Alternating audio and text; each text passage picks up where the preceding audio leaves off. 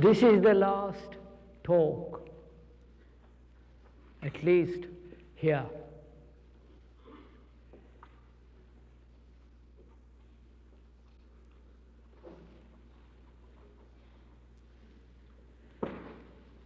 We said we would talk about religion and meditation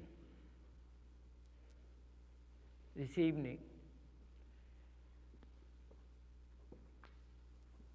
It is really quite a complex subject. It needs a great deal of patience, hesitant inquiry, never assuming anything, never accepting or believing anything.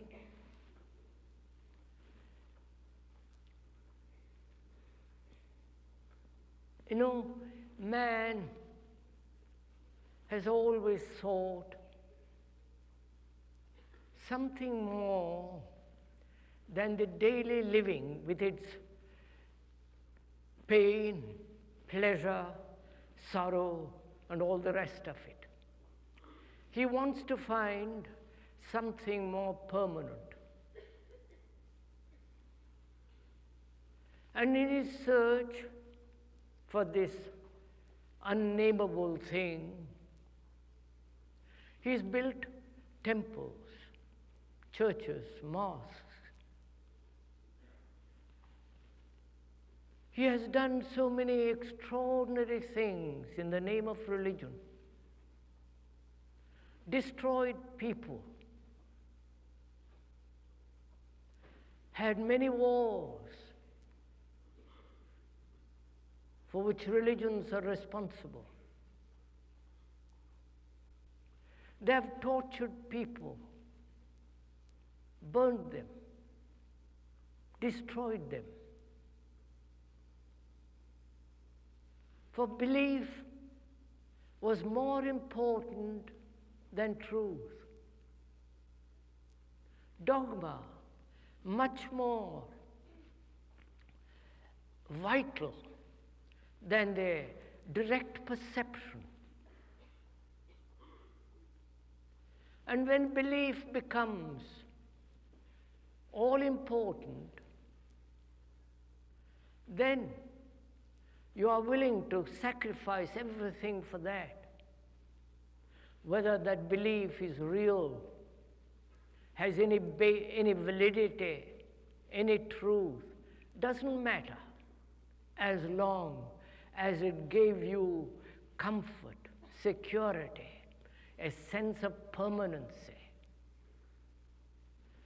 So man, throughout history, at least recorded history and before, has always sought this out, hoping to find it. But before he began to search, he must have a basis, a foundation for his search.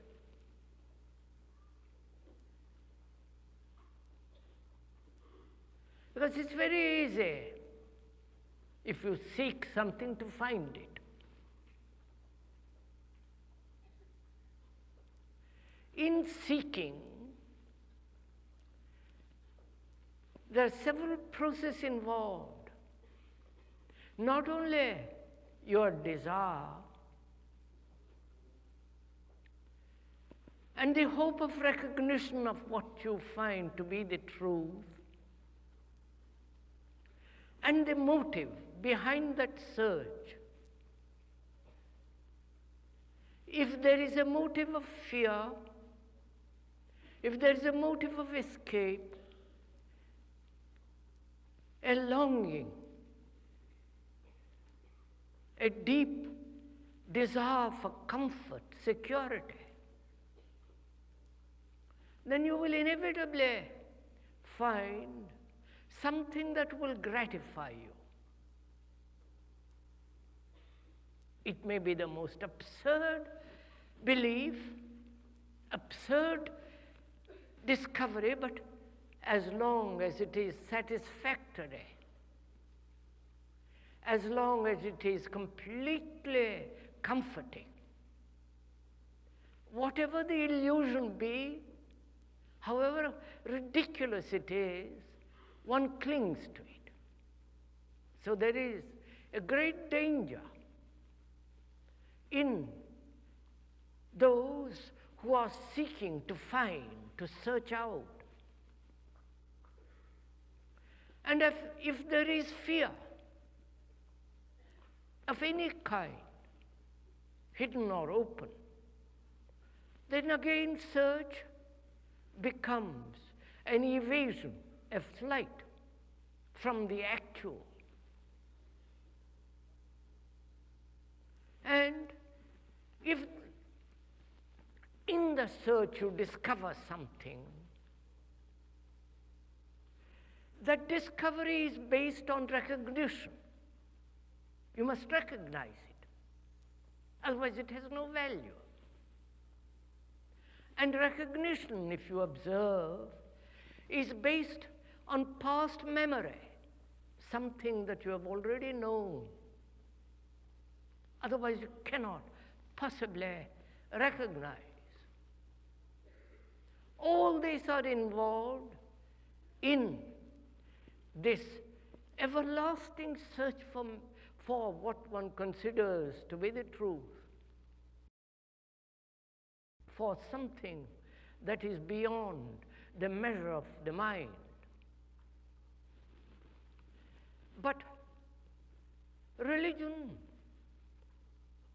in the accepted sense of that word, has now become a matter of propaganda, a matter of vested interest with great property, with great hierarchical bureaucratic system of spirituality. A religion which has become a matter of dogma, belief, and ritual. A religion which has totally divorced from daily living. You may believe in God or you may not believe in God, but it has very little meaning in daily life, where you cheat, you butcher, you destroy, you are ambitious, greedy, jealous, hateful, violent. And yet you believe in God, or in a savior, or in some guru, master, and keep that far away from your daily life so that it doesn't actually touch you. So religion, as it is, has now become an extraordinary phenomenon which has no validity at all. The Christian, for the last 2,000 years, has been conditioned to believe. Please observe it in yourself. We are not criticizing, we are not condemning, we're just pointing out. And you may not like it, but one must face this fact. You are as conditioned as the communist is conditioned, who doesn't believe in God. Or the atheist, he doesn't believe. The believer and the non-believer are both conditioned by their culture, by their time, by their society, by this extraordinary process of propaganda. It has been going on in India and Asia for many thousands of years. And all this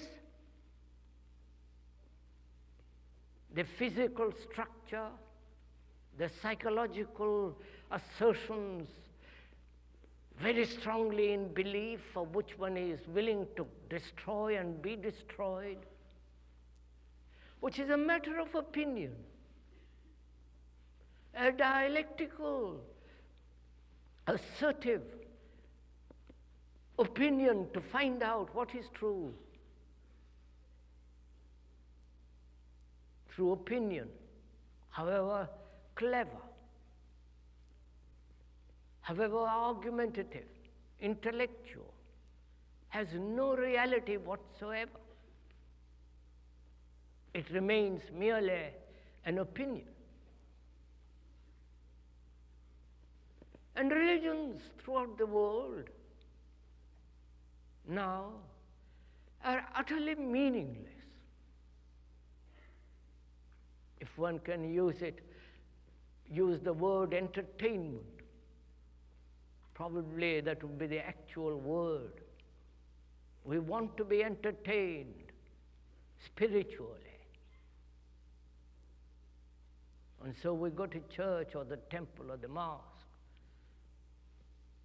and so which has nothing whatsoever to do with our daily sorrow and misery and confusion and anger and hatred.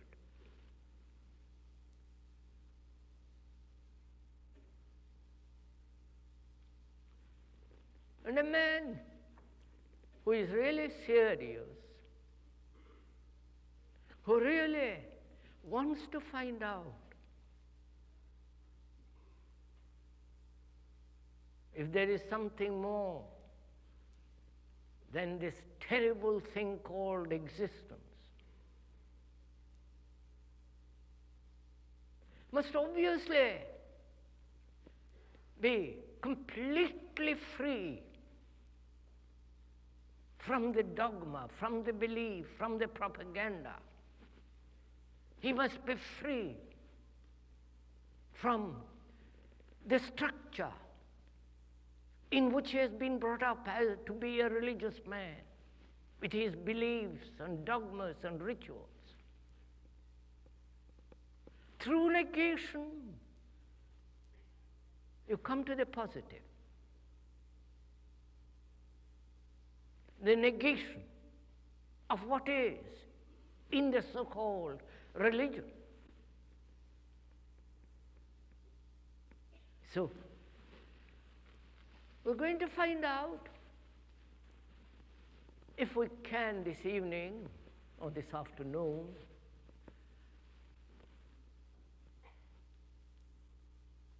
what is that thing that man has sought? Not through any belief, not through any savior, or through any other person, through a guru, through a teacher, through the speaker.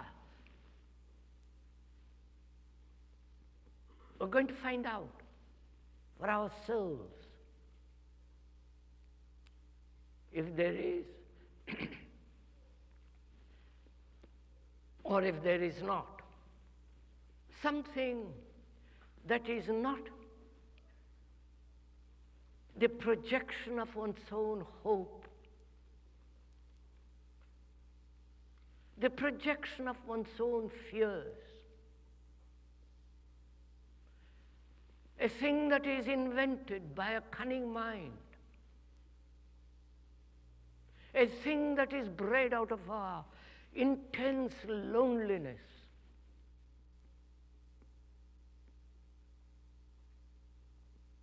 So to find out, one must be free of belief.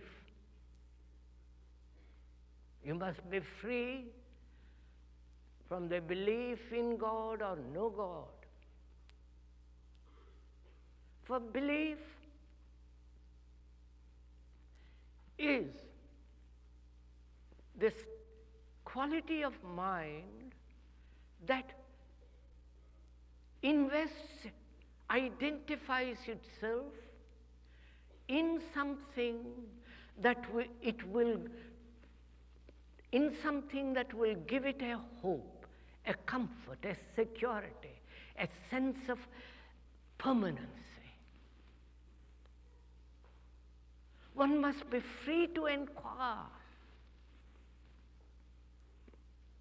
Therefore, free from fear, from anxiety, from the desire to be psychologically secure. That's the first obvious requirement for a very, very earnest and serious person who inquires.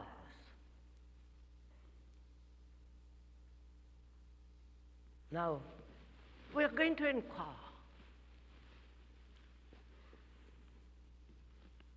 That is,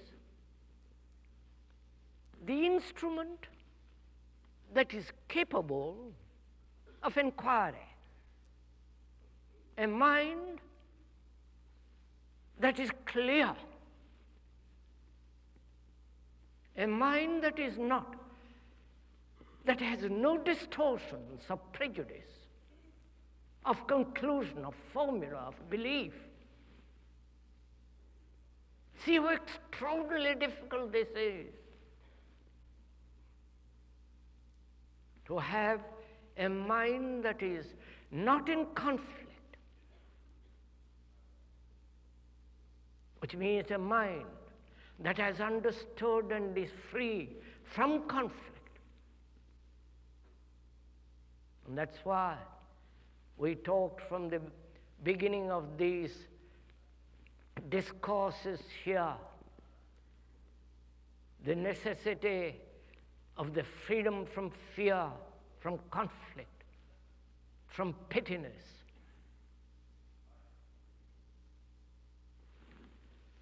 And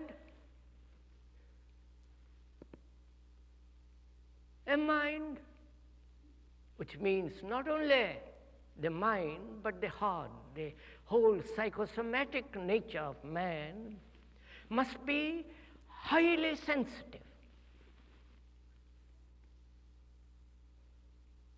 For sensitivity implies intelligence. And we're going to go into that a little, because all this is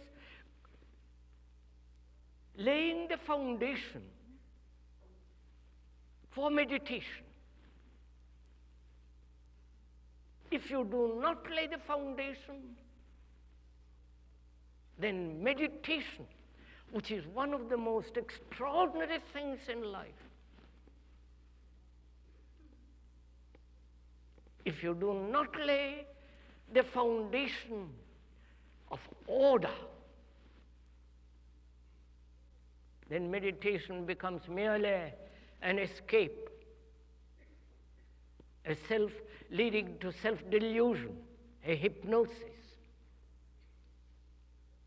A shoddy little mind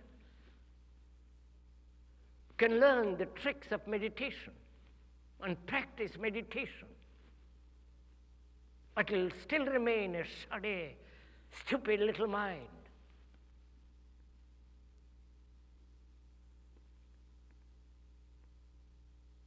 So, the 3 previous talks have been the way of laying the foundation for something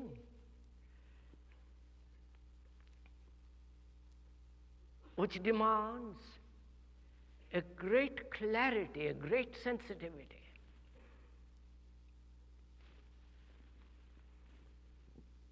You know,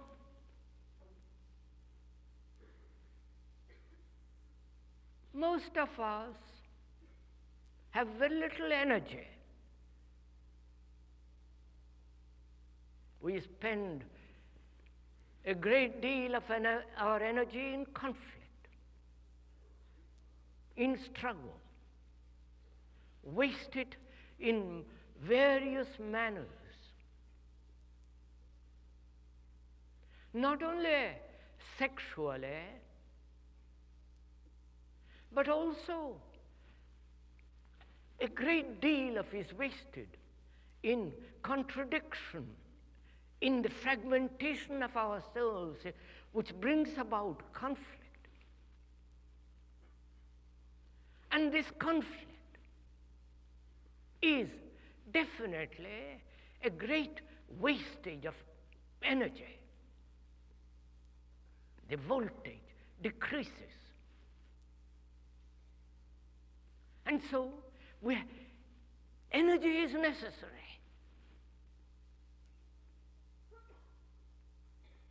Not only physical energy, but psychological energy.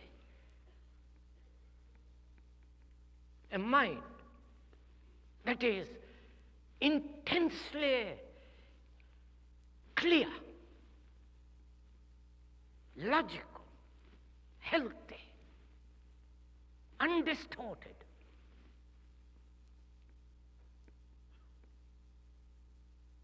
And a heart that has no sentiment whatsoever, no emotion, but that quality of abundance of love, compassion.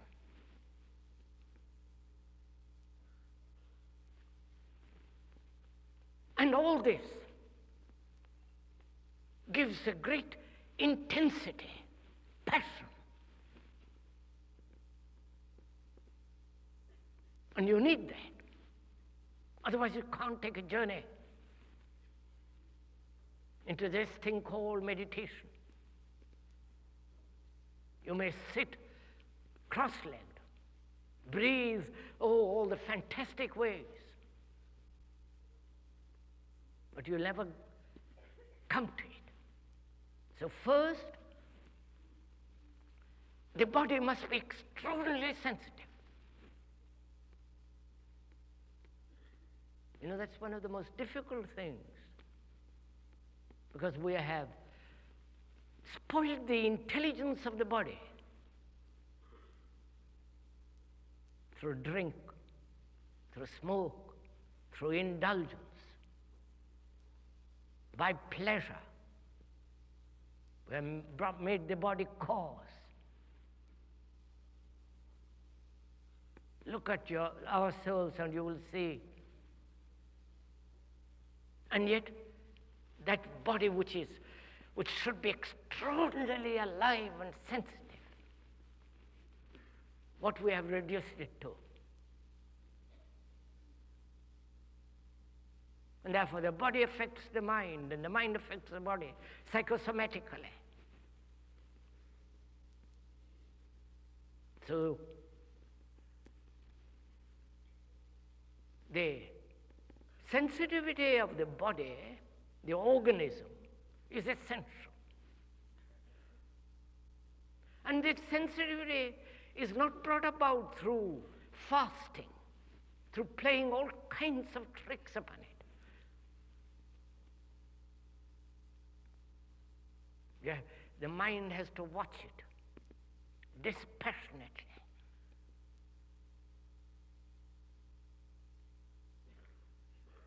And I hope you are doing it now as the speaker is going into it.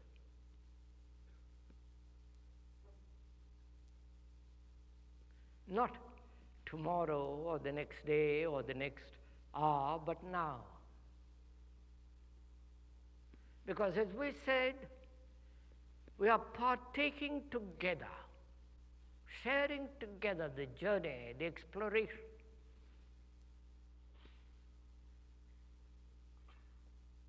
And to explore, as we said, there must be freedom to look, to observe. For observation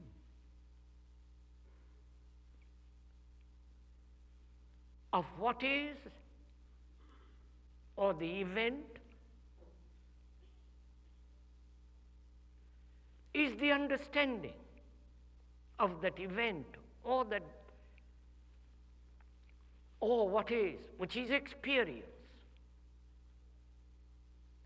Experience is the understanding of what is.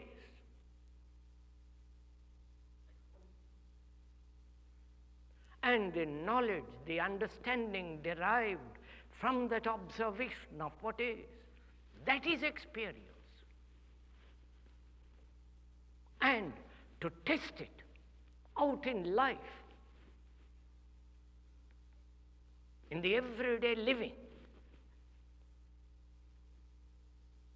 and that is what is meant by experience. And most of us want great experiences.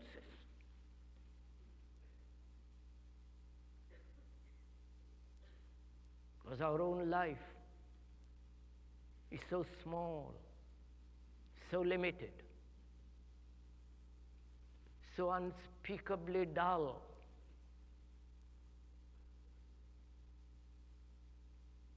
So we want deep, wide, lasting, permanent, beautiful, lovely, romantic experiences. And we haven't even understood the meaning of that word. The word, not the experience, but the word. What that word experience means, the observation of what is, or the event, and the understanding of that event or what is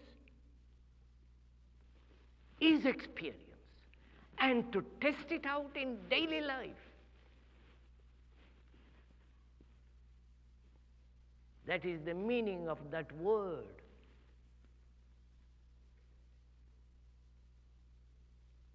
So a mind, please listen to this, a mind that is seeking an experience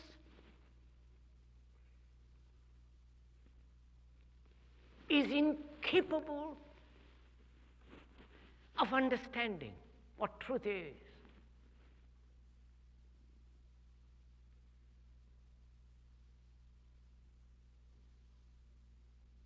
Because life, the life that we lead every day has to be transformed. One must end this hatred, this violence in oneself. The anxiety, the guilt, the ambition, the drive to succeed, to be somebody. That has to be transformed.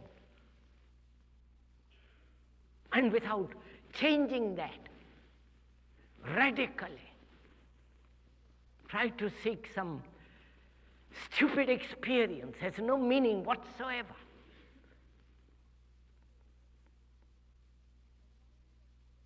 So we can see a mind that takes a drug, LSD and various forms of drugs, and thereby hopes to see truth very, very clearly,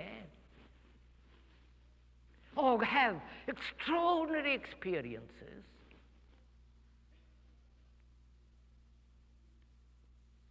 or be entertained,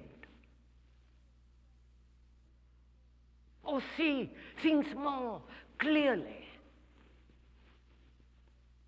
through drugs, becomes a slave to drugs, which ultimately make the mind dull, stupid. Because the mind, without transforming itself radically, basically, do what it will remain as it is. Shoddy, frightened, petty little thing, though it may read all the books in the world.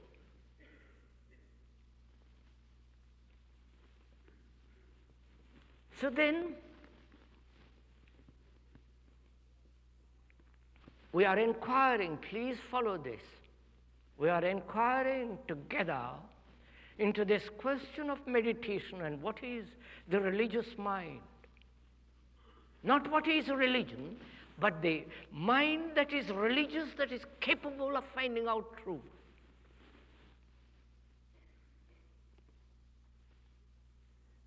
Because the word religion, the root of it is rather uncertain.